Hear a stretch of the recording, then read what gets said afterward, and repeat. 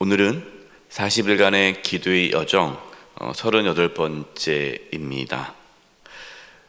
예수님께서 목요일, 이제 오늘 목요일 아닙니까? 그래서 고난주간을 봤을 때에 이제 목요일 저녁에 제자들과 마지막 만찬을 하십니다. 예수님 마지막 만찬을 하시면서 이제 성찬의 의미를 말씀해 주시죠. 예수님께서 왜 이 유월절에 십자가를 지시고 피를 흘려 죽으시는지에 대해서 이제 성찬을 통해서 분명하게 말씀해 주셨습니다. 지금 제자들은 아직도 예수님이 십자가 지신다는 걸 모르죠. 예수님께서는 계속해서 말씀하셨지만 제자들은 듣고 싶은 것만 들었기 때문에 예수님의 죽으심과 고난, 부활에 대해서 예수님께서 말씀하셨지만 귀담아 듣지 않았습니다. 그래서 마지막으로 예수님께서 다시 말씀해 주시는 거죠. 19절, 20절입니다. 또 떡을 가져 감사기도 하시고 떼어 그들에게 주시며 이르시되 이것은 너희를 위하여 주는 내 몸이라. 너희가 이를 행하여 나를 기념하라 하시고, 또 저녁 먹은 후에 잔도 그와 같이 이르시되 이 잔은 내 피로 세운 새 언약이니 곧 너희를 위하여 붓는 것이라. 예수님께서는 자신의 살과 피를 내어 주심으로 저와 여러분을 구원해 주셨습니다. 여러분, 우리가 어떻게 구원을 받았습니까? 예수님의 살과 피를 먹고 마심으로 구원을 받았습니다. 우리가 예수님의 살과 피를 먹고 마신다는 게 무슨 의미일까요? 우리가 예수님의 살과 피를 성찬에 하지만 그것이 하나의 상징적인 의미 아닙니까? 예수님의 살과 피를 먹고 마신다는 것은 예수님께서 나의 죄를 대신 짊어지시고 십자가의 살을 찢으시고 피를 흘려 죽으셨다라는 것을 내가 믿음으로 받아들이는 것. 여러분, 이것이 예수님의 살과 피를 먹고 마시는 거죠. 우리는 예수님께서 흘리신 그 보혈로, 예수님의 피로 새 언약을 맺게 되었습니다. 하나님과 새 언약을 맺게 되었어요. 그 새 언약이 무엇입니까? 우리가 예수님의 피로 하나님의 자녀가 되었다라는 언약이에요. 우리가 뭔가 열심히 해서 노력을 해서 하나님의 뜻대로 살아서 하나님의 자녀가 된 것이 아니라 예수 그리스도의 그 피가 우리가 하나님의 자녀가 되는 새 언약의 징표가 된 거예요. 예수님은 자신의 살과 피를 내어주시기 위해 이제 십자가를 지시려고 합니다. 그러나 여전히 제자들은 무엇에 관심이 있습니까? 높아지는 데 관심이 있어요. 높아지는 데 관심이 있어요. 24절입니다. 또 그들 사이에 그중 누가 크냐 하는 다툼이 난지라. 제자들은 3년이나 예수님을 따라다녔습니다. 그러나 그들의 관심은 세상적인 출세에 있었어요. 세상적으로 더 높아지는 거예요. 출세하는 거예요. 높아지려고 하였고 섬김을 받으려고 했습니다. 예수님은 오늘 본문에 나오진 않지만 예수님은 만찬을 마치신 후에 제자들의 발을 씻어 주셨습니다. 예수님께 제자들의 발을 씻어주시면서 서로 섬기며 사랑할 것을 말씀하셨습니다. 25절에서 27절입니다. 예수께서 이르시되 이방인의 임금들은 그들을 주관하며 그 집권자들은 은인이라 칭함을 받으나 너희는 그렇지 않을지니 너희 중에 큰 자는 젊은 자와 같고 다스리는 자는 섬기는 자와 같을지니라. 앉아서 먹는 자가 크냐 섬기는 자가 크냐? 앉아서 먹는 자가 아니냐? 그러나 나는 섬기는 자로 너희 중에 있노라. 아멘. 예수님을 따르는 자들이 어떻게 살아야 하는지, 어떤 삶을 살아야 하는지를 아주 분명하게 말씀해 주셨습니다. 십자가 지시기 전에 예수님께서 말씀해 주셨습니다. 예수님은 섬김을 받으러 오시지 않고 섬기러 오셨습니다. 섬기러 오셨습니다. 예수님은 섬김을 받으러 오시지 않고 섬기러 오셨습니다. 예수님은 섬김을 받으러 오시지 않고 섬기러 오셨습니다. 예수님은 섬김을 받으러 오시지 않고 섬기러 오셨습니다. 예수님은 섬김을 받으러 오시지 않고 섬기러 오셨습니다. 예수님은 섬김을 받으러 오시지 않고 섬기러 오셨습니다. 여러분, 우리는 어떻게 살아가야 할까요? 세상 사람들처럼 높은 곳을 향하여 나아가는 자들이 아니에요. 우리는 예수님처럼 섬김의 자리로 나아가야 합니다. 만약에 우리가 예수님을 믿는다고 하면서 세상 사람들처럼 높아지려는데 관심이 있다면 여러분, 우리는 예수님을 따라가는 것이 아닙니다.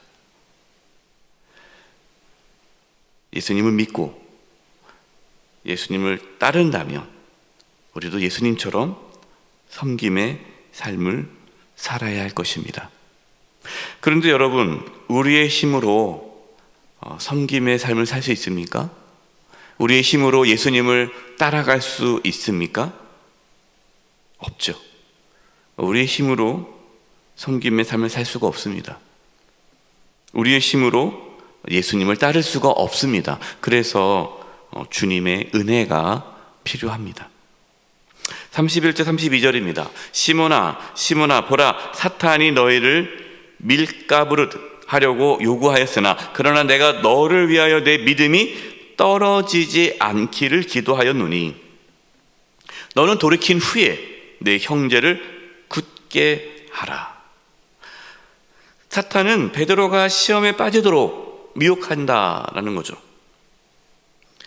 넘어지도록, 믿음에서 떨어지도록 사탄은 그렇게 미혹을 하고 공격을 한다. 그러나 예수님께서 베드로의 믿음이 떨어지지 않기를 위해 기도하신다라고 말씀하십니다. 베드로는 이 예수님 말씀을 듣고 예수님 무슨 말씀입니까? 나는 예수님 절대로 떠나지 않습니다. 자신의 의지와 결단으로 예수님을 따를 수 있다라고 장담을 하죠. 33절입니다. 그가 말하되 주여 내가 주와 함께 오게도 죽는 데에도 가기를 각오하였나이다. 여러분, 이 베드로의 고백이 진심일까요? 거짓일까요? 진심이에요. 여러분, 베드로의 고백은 진심입니다. 정말 예수님을 위해 목숨을 바칠 각오도 있습니다. 그러나 예수님은 베드로의 그 고백 그리고 그 결단, 그 말씀을 듣고 칭찬한 것이 아니라 네가 나를 3번이나 부인할 것이다 라고 말씀하셨죠. 34절입니다. 이르시되 베드로야 내가 내게 말하노니 오늘 닭 울기 전에 네가 3번 나를 모른다고 부인하리라 하시니라. 여러분, 예수님께서는 이 베드로의 각오와 결단을 무시하신 것이 아닙니다. 네가 나를 위해서 죽겠다고? 야야 말도 하지 말아라. 너는 그럴 인물이 못 돼. 이렇게 예수님께서는 지금 베드로의 그 각오와 결단을 무시한 말씀이 아닙니다. 여러분, 우리는 이 베드로의 각오를 무시해서는 안 돼요. 결론적으로 베드로가 예수님을 3번 부인했지만 그러나 베드로는 진심으로 예수님을 사랑했습니다. 예수님을 위해 헌신했습니다. 그러나 베드로가 예수님을 따르는 것은 베드로의 결심과 헌신으로 이루어질 수 없음을 말씀하고 계시는 거예요. 여러분, 베드로도 그 모든 것을 다 버리고 3년이나 따랐던 그 베드로도 예수님을 부인하였는데 저와 여러분은 어떻겠습니까? 우리의 힘과 결단으로 예수님을 따를 수 있습니까? 없습니다. 우리 마음이 그런 게 있죠.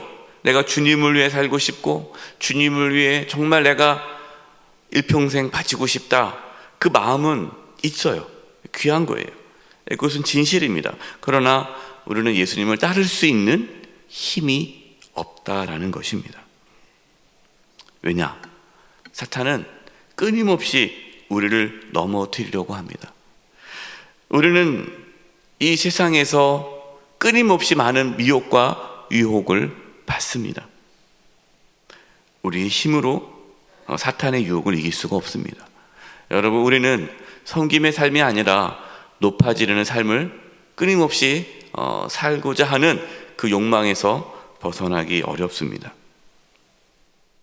그렇기 때문에 우리의 연약함을 인정해야 합니다.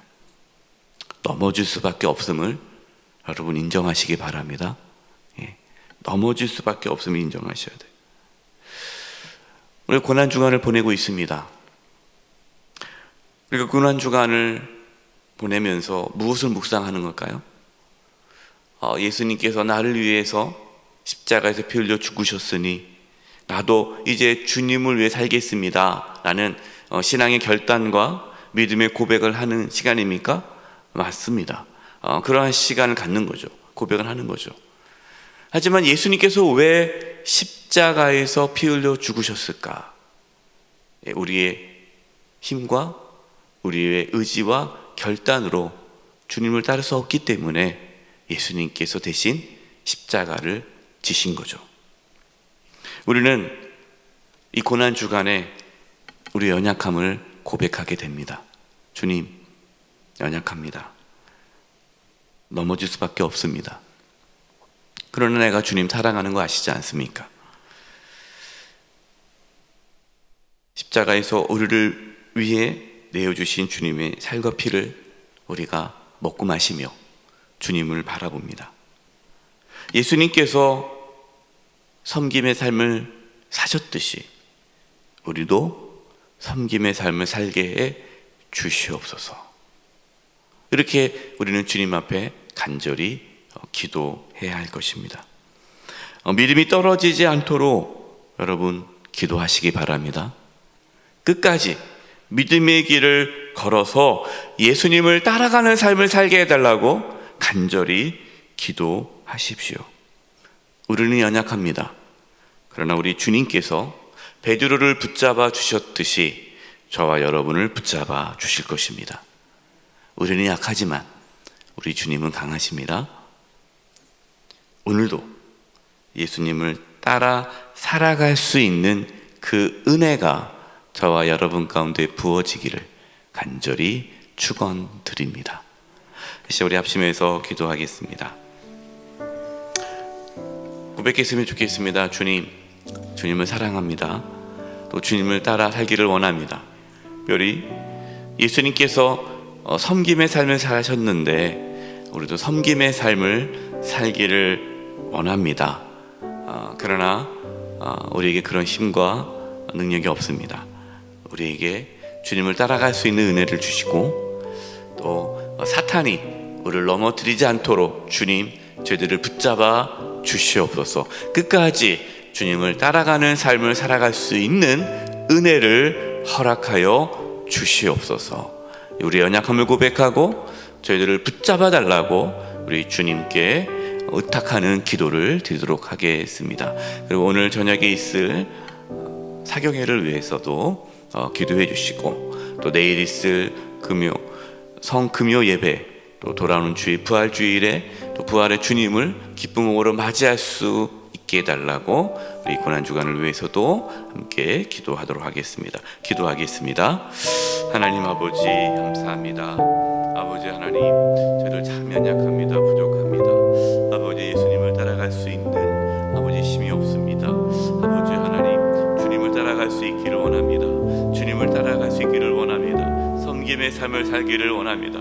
그렇게 살아갈 수 있도록 하나님이여 은혜를 더하여 주시옵소서. 아버지 우리 성도님들 아버지 하나님 사탄마귀가 틈타지 않게 해주시고 넘어뜨리지 않도록 아버지 우리 성도들의 믿음을 하나님이여 지켜주시고 붙잡아 주시옵소서. 끝까지 주님을 따라갈 수 있는 삶을 살아갈 수 있도록 주여 역사하여 주시옵소서. 오늘 저녁에 이제 고난주가 사경회가 있습니다. 하나님께서 은혜를 베풀어 주시옵시고 또 이 사경회를 통하여 우리의 믿음이 다시금 온전히 세워지게 도와주시고 주님을 바라보게 도와주시고 또 주님을 따라갈 수 있는 삶을 살아갈 수 있는 은혜를 허락하여 주시옵소서. 또 내일 있을 성금요 예배 가운데 은혜를 주시고 또 이 고난주간 또 잘 보내게 도와주시고 이 40일간의 기도의 정 가운데 하나님 은혜를 허락하여 주시며 부활주일 기쁨으로 부활의 주님을 맞이할 수 있는 은혜가 있게 하여 주시옵소서. 하나님 이 신앙의 여정 가운데 함께하여 주시고 붙잡아 주시고 주님을 따라가게 하여 주시옵소서. 살아계신 하나님 아버지, 저희들을 위해 십자가에서 살과 피를 내어주신 주님을 바라봅니다. 그 피를 의지함으로 주님께 나아갑니다. 하나님, 저희들이 연약합니다. 붙잡아 주시옵소서. 예수님을 따라갈 수 있는 삶을 살아갈 수 있도록 은혜를 내려 주시옵소서. 시험에 들지 않게 해주시고 악에서 구해주시고 끝까지 믿음의 길을 걸어갈 수 있도록 주여 저희들을 붙잡아 주시옵소서. 예수님의 이름으로 기도드립니다. 아멘.